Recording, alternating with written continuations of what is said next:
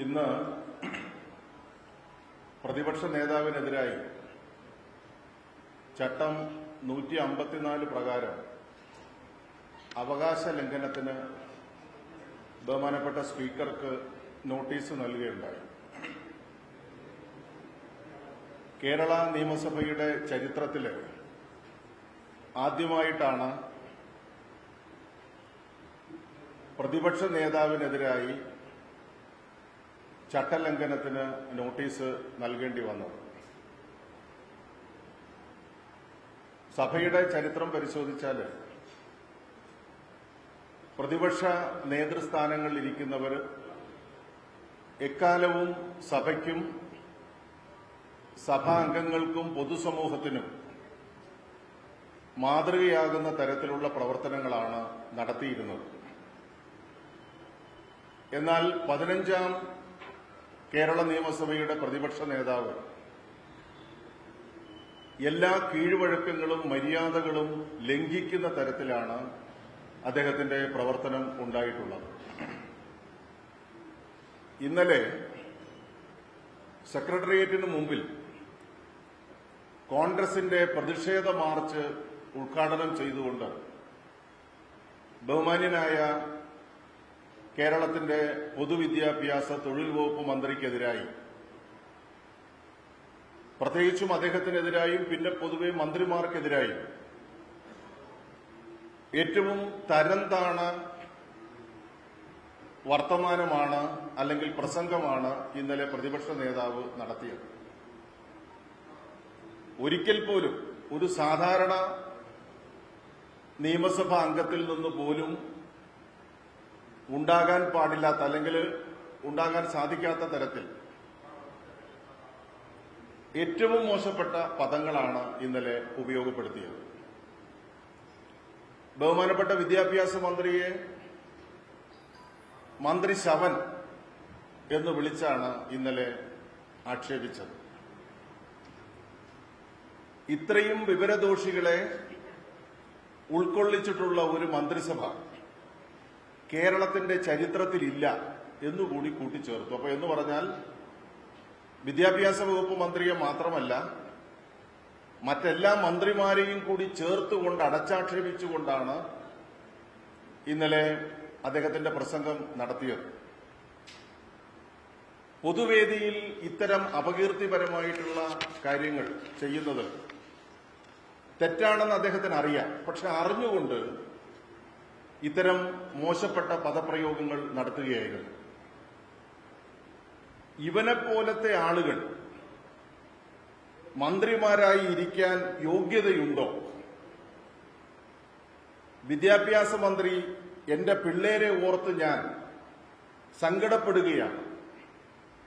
ഇവനൊക്കെ വിദ്യാഭ്യാസ മന്ത്രിയായിരിക്കുമ്പോൾ സ്കൂളിൽ പഠിക്കേണ്ട സ്ഥിതി നമ്മുടെ കുട്ടികൾക്കുണ്ടായല്ലോ, കഷ്ടം.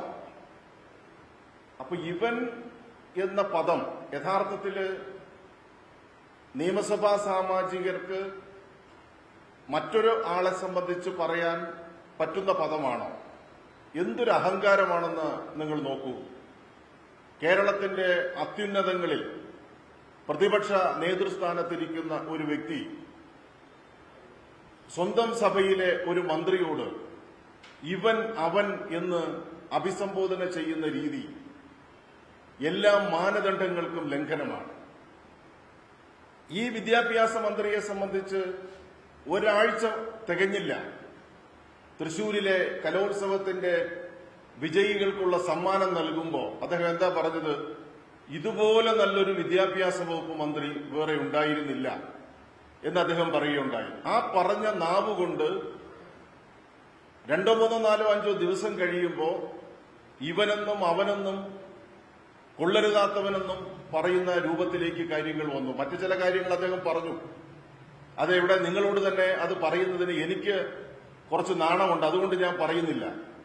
പക്ഷെ അദ്ദേഹം പറഞ്ഞ ചില വാക്കുകളോട് ചില സ്ത്രീകൾ പ്രതികരിച്ചത് നിങ്ങൾ സോഷ്യൽ മീഡിയയിൽ കണ്ടു കാണും. അതുകൊണ്ട് ഞാൻ അത്തരം ചില മോശപ്പെട്ട പ്രയോഗങ്ങളെ സംബന്ധിച്ച് പറയുന്നില്ല.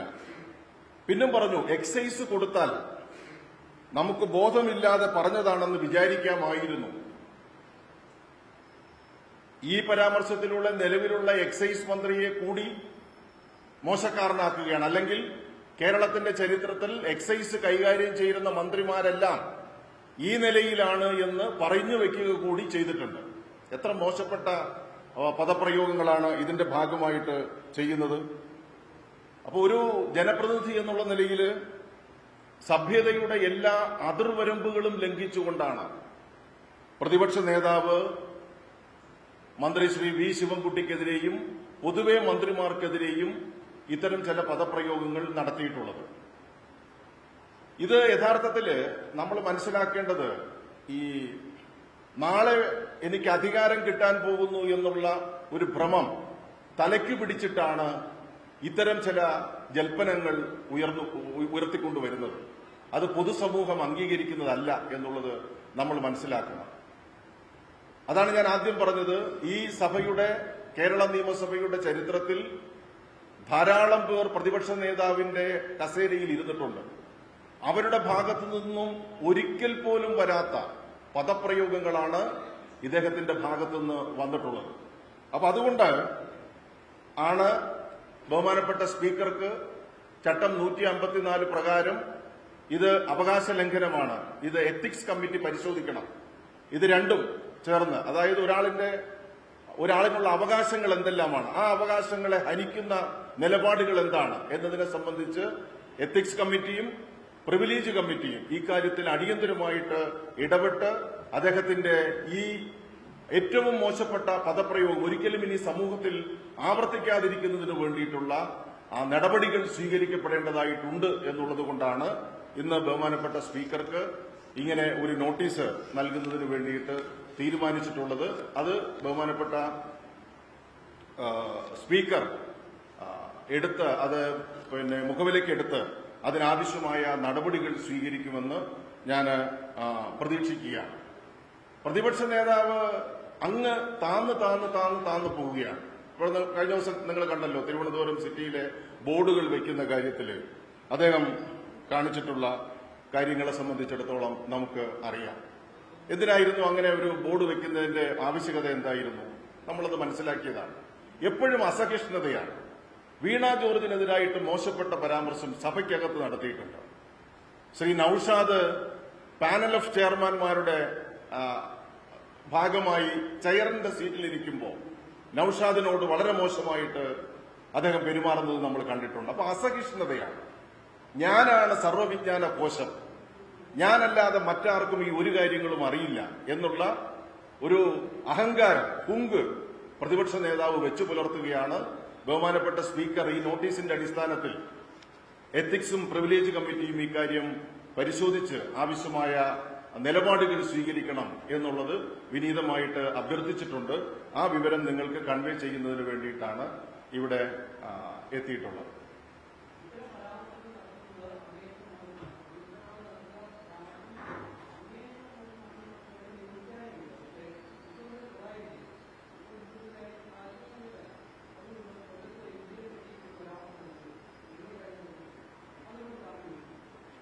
അല്ല, ഞാൻ പറഞ്ഞത് പദപ്രയോഗങ്ങൾ ഏതാണെങ്കിലും ഹർട്ട് ചെയ്യുന്ന പദപ്രയോഗങ്ങൾ വരാൻ വേണ്ടിയിട്ട് പാടില്ല എന്നുള്ളതാണ്. ഈ സന്ദർഭം, നിങ്ങൾ ഈ പറഞ്ഞ സന്ദർഭവും ഈ സന്ദർഭവും രണ്ട് കാര്യങ്ങളെ സംബന്ധിച്ചിടത്തോളമാണ് വരുന്നത്. ഇതിന് അങ്ങനെ കാര്യമില്ല. ഇതിന് സോണിയാഗാന്ധിയെ സംബന്ധിച്ച് അദ്ദേഹം സഭയിൽ പറഞ്ഞൊരു കാര്യമാണ്. അപ്പൊ സഭയിൽ പറഞ്ഞ കാര്യത്തിന് ഇങ്ങനൊരു നിലപാട് സ്വീകരിക്കേണ്ടതായിട്ടുണ്ടായിരുന്നോ എന്നുള്ളതാണ്.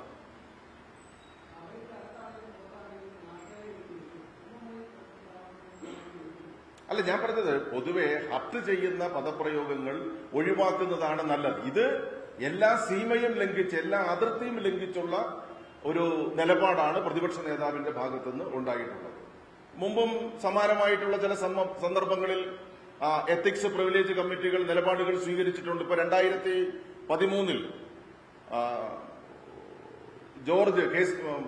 PC ജോർജ് ഒരു പത്രസമ്മേളനത്തിന്റെ ഭാഗമായി ഗൌരിയമ്മയെയും TV തോമസിനെയും അതോടൊപ്പം തന്നെ ബാലകൃഷ്ണപിള്ളയെയും ഗണേശനെയും കുറിച്ച് പറഞ്ഞതിനെ സംബന്ധിച്ച് അന്ന് അന്തരിച്ചുപോയ ബഹുമാനായിട്ടുള്ള കോടിയേരി ബാലകൃഷ്ണൻ ഒരു പരാതി നൽകിയിരുന്നു ഇതുമായി ബന്ധപ്പെട്ട്. അത് വളരെ സീരിയസ് ആയിട്ട് കമ്മിറ്റി പരിശോധിക്കുന്ന സാഹചര്യം വന്നു. ഇവിടെയും അത്തരത്തിലൊരു സമാനമല്ല, അതിനേക്കാൾ എത്രയോ ഉയർന്ന ഒരു നിലയിലേക്കാണ്, വളരെ മോശപ്പെട്ട നിലയിലേക്കാണ് ഈ കാര്യങ്ങൾ പോയിട്ടുള്ളത്. ബഹുമാനപ്പെട്ട സ്പീക്കർ ആ നിലയിൽ അത് കൈകാര്യം ചെയ്യുമെന്നാണ് ഞാൻ പ്രതീക്ഷിക്കുന്നത്.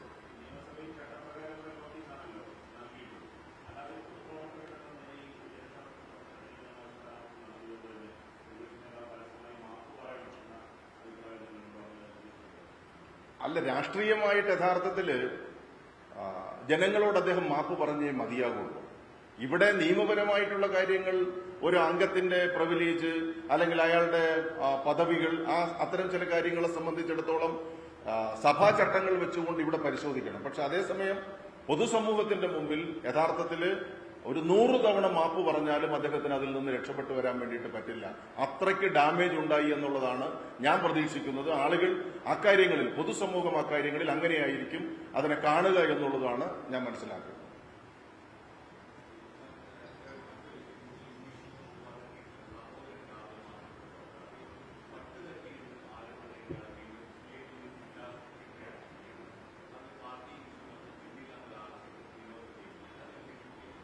അതിലെ ഒരു കഴമ്പും അല്ലെങ്കിൽ ഒരു സത്യവും അതിനകത്ത് അവശേഷിക്കുന്നില്ല. അതിനകത്ത് വിഷ്ണുവിന്റെ കൊലപാതകവുമായി ബന്ധപ്പെട്ട് ഫണ്ട് പിരിച്ചിരുന്നു എന്നുള്ളത് വാസ്തവമാണ്. ആ ഫണ്ടിന്റെ ഒരു ഭാഗം അവർക്ക് കൈമാറിയിരുന്നു, ഒരു ഭാഗം ബാങ്കിൽ സൂക്ഷിച്ചു. അതെന്തിനാണ് സൂക്ഷിച്ചതെന്ന് ചോദിച്ചാൽ, ഈ സംഭവത്തിന് ശേഷം ഒരു കൗണ്ടർ പ്രശ്നം നടന്നു, മറ്റൊരു പ്രശ്നം നടന്നു. അത് അദ്ദേഹത്തിന് അറിയാമായിരിക്കും. അതിന്റെ കേസ് നടത്തിപ്പിന് വേണ്ടിയിട്ടാണ് ആ പണം നമ്മൾ ബാങ്കിൽ ഇട്ടിരുന്നത്. ആ കേസ് നടത്തിപ്പുമായി ബന്ധപ്പെട്ട് പാർട്ടി കമ്മിറ്റി അറിയാതെ അഡ്വക്കേറ്റന്മാർക്ക് ഈ പണം കൈമാറി. അതാണ് അദ്ദേഹത്തിന്റെ പേരിലുള്ള ചാർജ്. അല്ലാതെ ഈ പണം എടുത്തുകൊണ്ട് പോയി ചെലവഴിച്ചു അല്ലെങ്കിൽ മറ്റെന്തെങ്കിലും സ്വകാര്യ ആവശ്യങ്ങൾക്ക് ഉപയോഗിച്ചു എന്നതല്ല. നമ്മൾ കേസ് നടത്താൻ വേണ്ടി ഇട്ടിരുന്ന പണം പാർട്ടി കമ്മിറ്റികൾ ചർച്ച ചെയ്യാതെ ചില പർട്ടിക്കുലർ അഡ്വക്കേറ്റന്മാർക്ക് ആ പണം കൈമാറി എന്നുള്ളതാണ് അതിനെ സംബന്ധിച്ചുള്ള കാര്യം. അതങ്ങനെ ചെയ്യാൻ പാടില്ല എന്ന് പറഞ്ഞിട്ട് പാർട്ടി ലോക്കൽ കമ്മിറ്റി സെക്രട്ടറിയുടെ പേരിൽ 2 വർഷം മുമ്പാണെന്ന് തോന്നുന്നു നടപടി സ്വീകരിച്ചിരുന്നു. പക്ഷെ അയാൾ ആ സമയത്തും CITU ഹെഡ്ലോഡിന്റെ പ്രവർത്തനങ്ങളുമായി ബന്ധപ്പെട്ട് നിന്നിരുന്നു. അത് തുടരുകയാണ് ചെയ്തത്. പുതിയ ഒരു സ്ഥാനം അയാൾക്ക് കൊടുത്തിട്ടില്ല. പാർട്ടിയിൽ ഇപ്പോഴും ഒരു സ്ഥാനവും നമ്മൾ നൽകിയിട്ടില്ല. ശരിയാണ്.